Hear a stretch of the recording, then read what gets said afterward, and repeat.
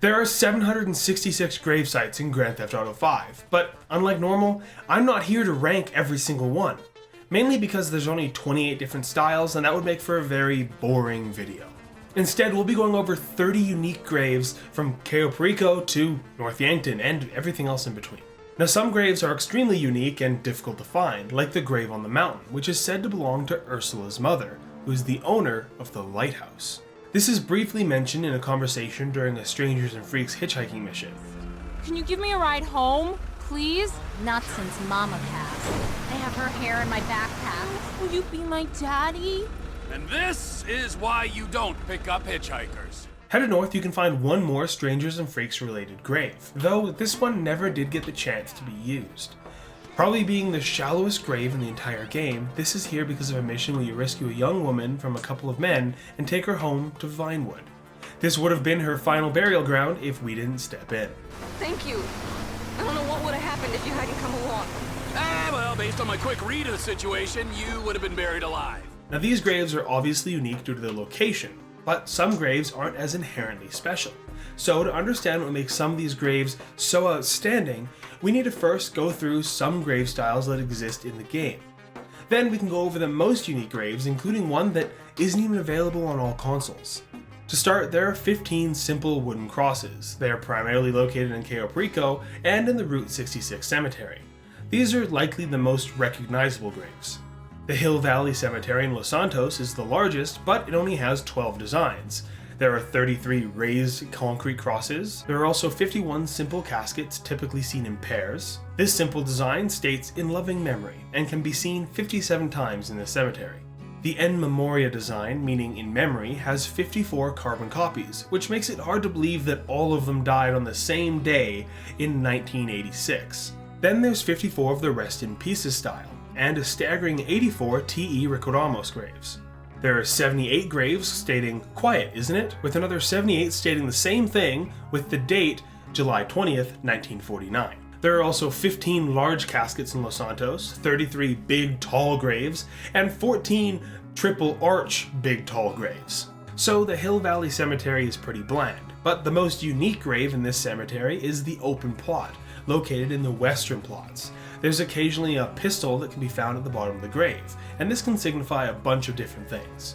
If we include that open plot, that means that there's 544 grave sites in the Hill Valley Cemetery.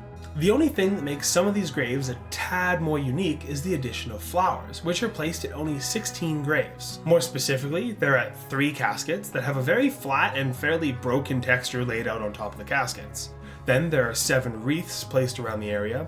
These are the same wreaths that are used for decoration around the map every winter holiday. Lastly, there are 6 graves, each a different style, that have flowers placed at their base scattered around the cemetery.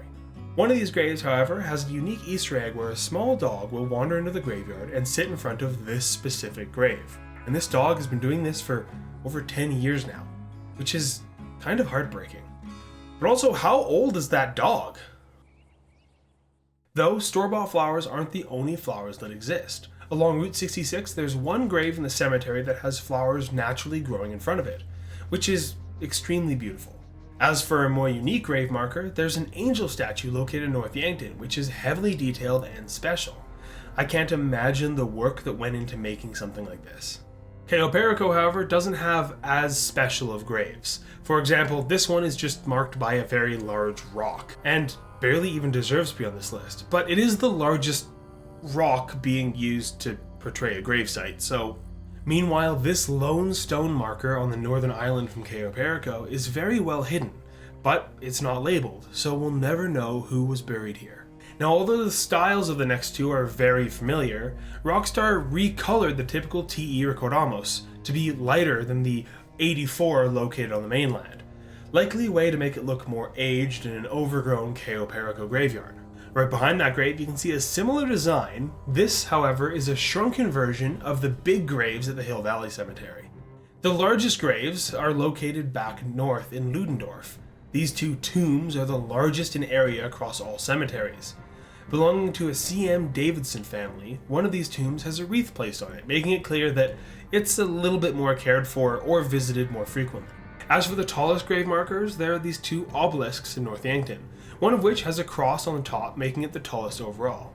These are unmarked gravestones and stand strong against the snowy landscape in Ludendorff. The oldest marked death in Grand Theft Auto V can be seen on a casket tomb just across the walkway. Constance Potter died in 1856, nearly 100 years prior to the next oldest grave, labeled in 1949. This marker has been well kept and it's still in great condition and is very much legible to any passerbyers.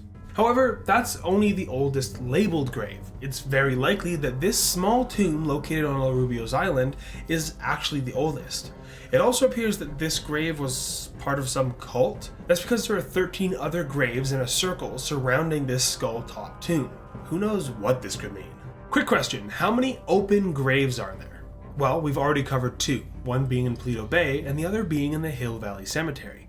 But do you know of any others? Obviously, the first one that will probably come to mind is the one of our beloved Michael Townley, or should I say, Brad Snyder. This grave was originally closed off, but then Trevor showed up and defaced it to uncover Michael's secrets in the mission Bury the Hatchet. Who you got in here, huh?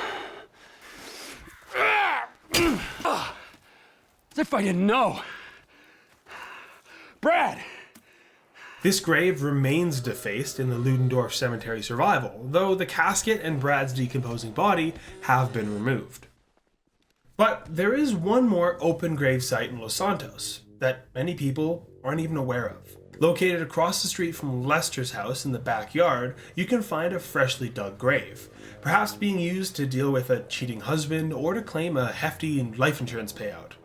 Either way, this is a uniquely shitty place to hide a body. It also makes it the 4th and final open grave in the entire game. A quick honorable mention, which may classify as a gravesite, is the location of the 8 bodies that are theorized to be related to the Inifinity Murders. These murders were carried out by the Infinity Killer, aka Merle Abrahams. At the northernmost part of the map, there are 8 bodies wrapped in plastic wrap, trapped on the ocean floor. There are various clues around the map that hint at the resting place of these 8 ladies. So, graves or not, this is a very unique situation many players are unaware of.